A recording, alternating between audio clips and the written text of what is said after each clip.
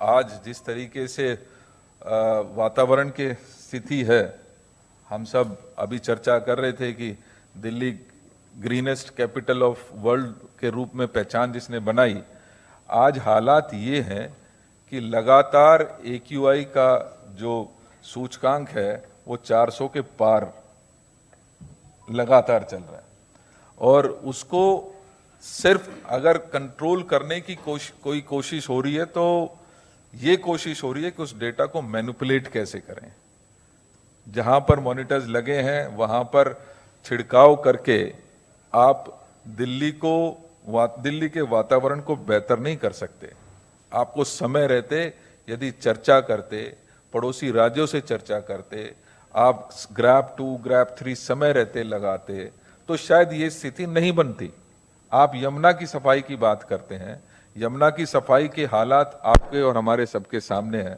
किस तरीके से एक नया मॉडल लाकर VIP लोगों के लिए अलग घाट और आम जनता के लिए वही गंदी यमुना या छोटे छोटे पिट्स बनाकर उनमें पानी भरने का काम अगर किसी ने किया तो इस सरकार ने किया।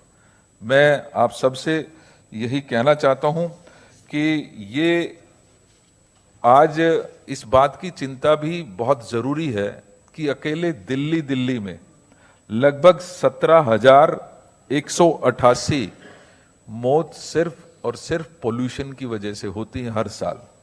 ये मेरा डाटा नहीं है, ये institute for health matrix evaluation IHME का डेटा है और उसके अनुसार 17,188 मौतें हर साल दिल्ली में सिर्फ और सिर्फ पोल्यूशन की वजह से होती हैं। आप ड्रामा तो करते हैं कि आपने पटाखे बैन को रुकवाने का, ग्रीन पटाखे की बात करते हैं।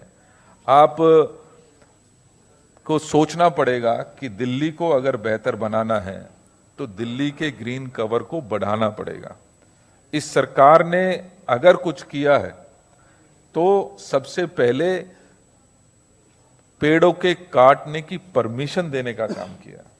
ये वो दिल्ली जिसको जरूरत है एक ग्रीन लंग्स की, वहीं अगर दिल्ली में नई दिल्ली रेलवे स्टेशन के रीडेवलपमेंट के लिए 887 पेड़ काटने की परमिशन भारतीय जनता पार्टी ने दी। मौलाना आजाद रोड नई बिल्डिंग में 476 पेड़ काटने की मंजूरी दिल्ली की सरकार ने दी। नेताजी नगर में 501 पेड़ काटने की मंजूरी किसने दी? भारतीय जनता पार्टी की सरकार ने दी।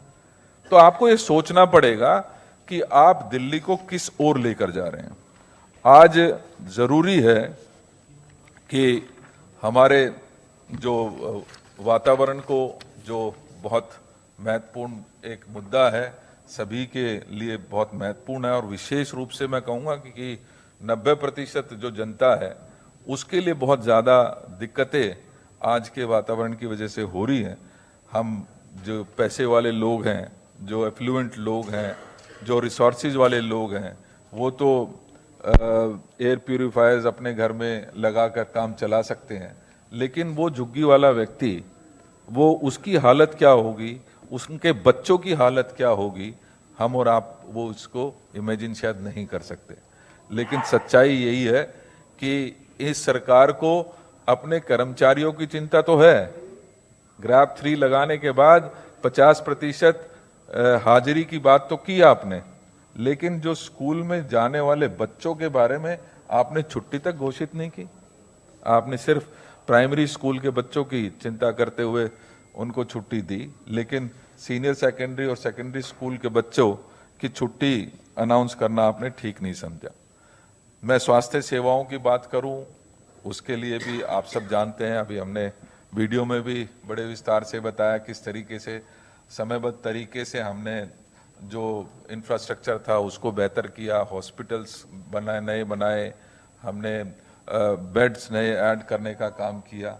आपने कुछ किया तो जो हमारी सरकारी डिस्पेंसरीज पहले थी उनका नाम आम मोहल्ला क्लिनिक के रूप में आम आदमी पार्टी ने किया और आज आरोग्य मंदिर के नाम पर पुनः एक बार उनका नाम बदलने का काम तो भारतीय जनता पार्टी बेहतर कर सकती है, ये हम सब अच्छी तरीके से जानते हैं। बिजली संकट की बात करें तो बिजली कटौती जो 93 से 98 में हुआ करती थी, ट्रांसफार्मर की लड़ाई हुआ करती थी कि ट्रांसफार्मर रुक गया तो कहां पर ट्रांसफार्मर लगेगा, आज कहीं ना कहीं मैं देख रहा हूं कि उसी ओर अग्रसर होती है दिल्ली दिख रही है। क्योंकि आज किस समय लाइट चली जाए, पोस्ट से पोस्ट एरिया में भी आज लाइट जा रही है। पीपीएसी लगातार आप बढ़ा रहे हैं, लगभग 8 से 10% आपने जो टैरिफ है एक आम व्यक्ति का, उसको बढ़ाने का काम इस दौरान किया है। और भ्रष्टाचार के बारे में तो आप अच्छी तरीके से सभी जानते हैं। हाँ, कुछ चीज़ें ज़रूर मैं, क्योंकि गरीब मजदूर हैं और मजदूरों को इस ग्राफ 3 के दौरान ये कहा गया कि आप अपने घर में रहेंगे, आप छुट्टी, आप कोई काम नहीं कर सकते। कोर्ट की डायरेक्शन के बावजूद भी आपने उन गरीबों के पेट पर लात तो मार दी, लेकिन उनको भत्ता देने का काम नहीं किया। आज जरूरत इस बात की है कि सरकार को सेंसिटिव होना पड़ेगा बच्चों के प्रति, महिलाओं के प्रति, खास तौर पे जो दलित और पिछड़े हमारे साथी हैं, उनको बराबरी का मौका देने का काम इस सरकार को